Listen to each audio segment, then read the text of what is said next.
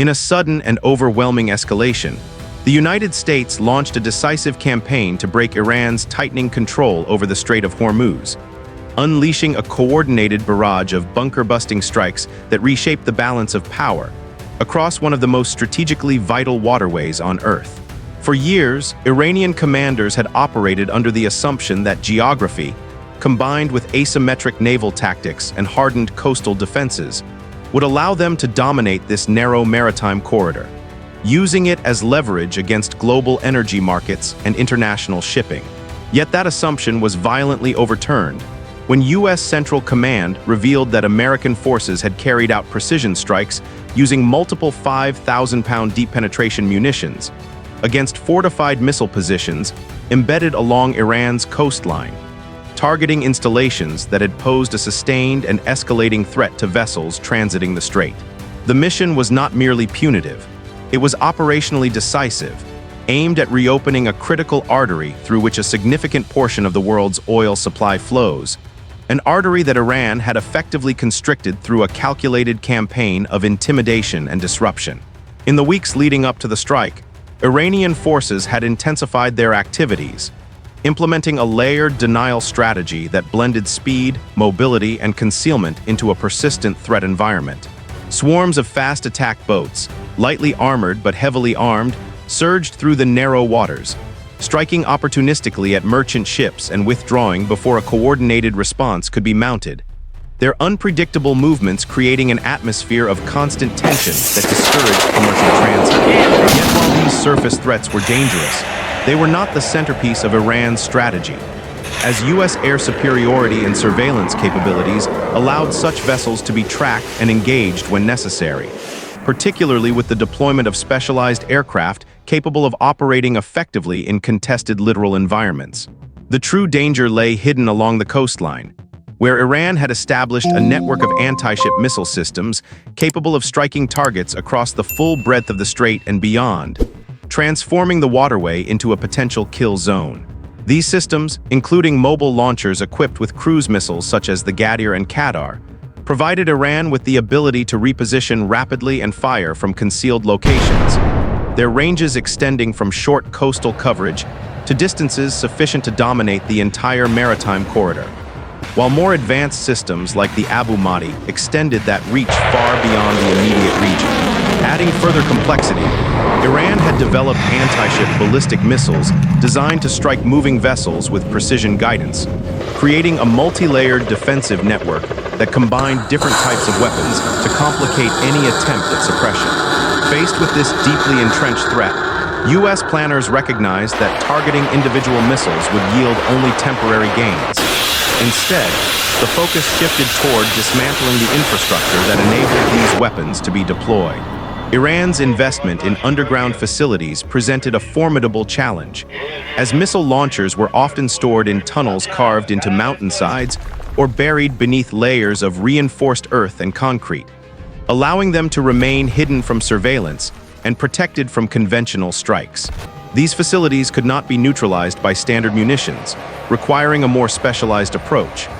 That approach came in the form of the GB-72 Deep Penetrator, a 5,000-pound bunker-busting bomb designed to defeat hardened underground targets by penetrating deep into the earth before detonating, collapsing tunnels, sealing access points, and rendering entire facilities inoperable.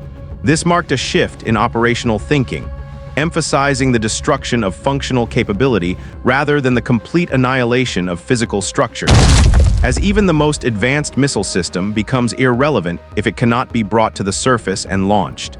Along the Strait of Hormuz, this strategy proved devastatingly effective, as American strikes systematically targeted the entrances and support infrastructure of Iran's underground complexes, effectively trapping missile launchers within their own protective systems and removing them from the battlefield without the need for direct destruction. The use of this weapon also represented a significant milestone, as it may have been the first large-scale combat deployment of the GB-72, a munition developed over several years to address the growing challenge posed by deeply buried and hardened targets. While there have been reports suggesting limited prior use in other theaters, this operation marked its most extensive and visible application to date. The bomb itself combines a hardened, penetrating warhead with advanced guidance systems, allowing it to be delivered with precision from standoff distances, reducing the risk to the aircraft carrying it and enabling strikes against heavily defended targets with minimal exposure. This capability was particularly important given the residual threat posed by Iran's air defense systems, though these had already been significantly degraded by earlier operations, leaving only fragmented and isolated defenses that were unable to mount an effective response. The delivery of these munitions likely involved a combination of long-range bombers and tactical strike aircraft, with heavy bombers capable of carrying multiple GBU-72s providing the bulk of the firepower, supported by strike fighters conducting supplementary missions and follow-up attacks. The scale of the operation, potentially involving dozens of such weapons, suggests a deliberate effort to overwhelm multiple targets simultaneously, ensuring that Iran's missile network could not recover or reposition in time to respond. The timing of the strike was critical, as Iran's efforts to restrict traffic through the strait had reached a point where they were significantly impacting global trade, with the number of vessels transiting the waterway dropping dramatically and energy markets experiencing increased volatility as a result. What had once been considered an unlikely scenario, the effective closure of one of the world's most important shipping lanes, had become a reality, forcing the United States to act decisively to restore stability and ensure the continued flow of resources. The strikes therefore served both a tactical and strategic purpose, not only degrading Iran's military capabilities, but also sending a clear message regarding the consequences of attempting to control such a vital international passage. In the immediate aftermath, the situation remained tense and uncertain, with American forces continuing to patrol the region and conduct reconnaissance operations to identify any remaining threats, while intelligence assets worked to locate additional missile sites that may have survived the initial wave of strikes.